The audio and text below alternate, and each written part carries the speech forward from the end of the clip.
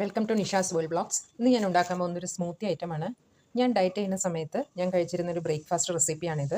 അതെങ്ങനെയാണ് ചെയ്യുന്നതെന്ന് കണ്ടു നോക്കാം. ആദ്യം തന്നെ റോബസ്റ്റ പഴമാണ്, അതൊന്ന് ചെറുതായി കട്ട് ചെയ്ത് മിക്സിയിലോട്ട് ഇട്ട് കൊടുക്കാം. ഇപ്പം പഴം ഇട്ടിട്ടുണ്ട്. ഇനി ഇതിലോട്ട് നമ്മൾ ഒരു 1/2 ടേബിൾ സ്പൂൺ ഓട്സ്, പിന്നെ 2 ഡേറ്റ്സ് കുരു കളഞ്ഞിട്ട് ഇട്ട് കൊടുക്കാം. അതേപോലെ 3 നട്ട്സ്. ഇതിപ്പോൾ എൻ്റെ കയ്യിൽ കാഷ്യൂ മാത്രം, ഞാൻ കാഷ്യൂ തന്നെയാണ് യൂസ് ചെയ്യാറുള്ളത്. വേറെ ബദാമോ അങ്ങനെയൊക്കെ ഉണ്ടെന്നുണ്ടെങ്കിൽ യൂസ് ചെയ്യാം. ഞാൻ ഇങ്ങനെ കാഷ്യൂ മാത്രമാണ് എടുക്കാറ്. പിന്നെ വേണമെങ്കിൽ നമുക്ക് നിലക്കടല ആഡ് ചെയ്ത് കൊടുക്കാം.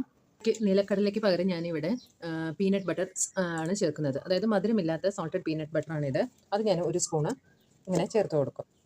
കുറച്ച് 1 സ്പൂൺ നിറച്ചില്ല, എന്നാലും 1 ടീസ്പൂൺ ഇതിലോട്ട് ആഡ് ചെയ്ത് കൊടുക്കും. പിന്നെ ഞാൻ ആഡ് ചെയ്ത് കൊടുക്കുന്നത് കുറച്ച് ചിയ സീഡ്സ് ആണ്. നമ്മൾ ഒരു 1/2 ടീസ്പൂൺ ചിയ സീഡ്സ് എടുത്ത് കുറച്ച് നേരം വെള്ളത്തിൽ ഒരു 2 മണിക്കൂർ സോക്ക് ചെയ്യാൻ വെച്ചിട്ടുണ്ടായിരുന്നു. ആ സോക്ക് ചെയ്തിട്ടുള്ള ചിയ സീഡ്സ് ഇതിലോട്ട് ആഡ് ചെയ്ത് കൊടുക്കാം. ആവശ്യത്തിന് ആഡ് ചെയ്ത് കൊടുക്കുക, കുറച്ച് ഇത് അരയാൻ പാകത്തിന് മാത്രം. പാലൊന്നും ചേർക്കാറില്ല. പാൽ ഡയറ്റ് ചെയ്യുന്ന സമയത്ത് പാലെല്ലാം ചേർക്കുന്നത് നമ്മളെ ഫാറ്റ് എല്ലാം കൂടും. അതുകൊണ്ട് പാൽ ഒഴിവാക്കിയിട്ട് വെള്ളമാണ് ചേർക്കുന്നത്. അതിൻ്റെ പകരമാണ് ചിയ സീഡ് ചേർക്കുന്നത്. ചിയ സീഡ് അടങ്ങിയിട്ടുള്ള വെള്ളം. നമ്മുടെ സ്മൂത്തി റെഡിയായി വന്നിട്ടുണ്ട്. ഇനി ബാക്കിയുള്ള ചിയ സീഡ്സിലോട്ട് ഞാനിത് ഈ മിക്സ് ഒഴിച്ചു കൊടുക്കുന്നുണ്ട്. എന്നിട്ടൊന്ന് ഇളക്കി ഉണ്ടോ, ഇത്ര തന്നെയാണ്. ഈ ഒറ്റ ഗ്ലാസ് തന്നെയാണ് ബ്രേക്ക്ഫാസ്റ്റായിട്ട് കഴിക്കാറുള്ളൂ. ഇനിയിപ്പോൾ നിങ്ങൾ പീനട്ട് ബട്ടർ ഇല്ല എന്ന് പറഞ്ഞു കഴിഞ്ഞാൽ കുറച്ച് നിലക്കടല ചേർക്കാവുന്നതാണ്. ഇങ്ങനെ കട്ടിയിലായിട്ട് തന്നെയാണ് ഞാൻ സ്മൂത്തി കഴിക്കാറ്. അപ്പോൾ ഇതാണ് എൻ്റെ ബ്രേക്ക്ഫാസ്റ്റ്.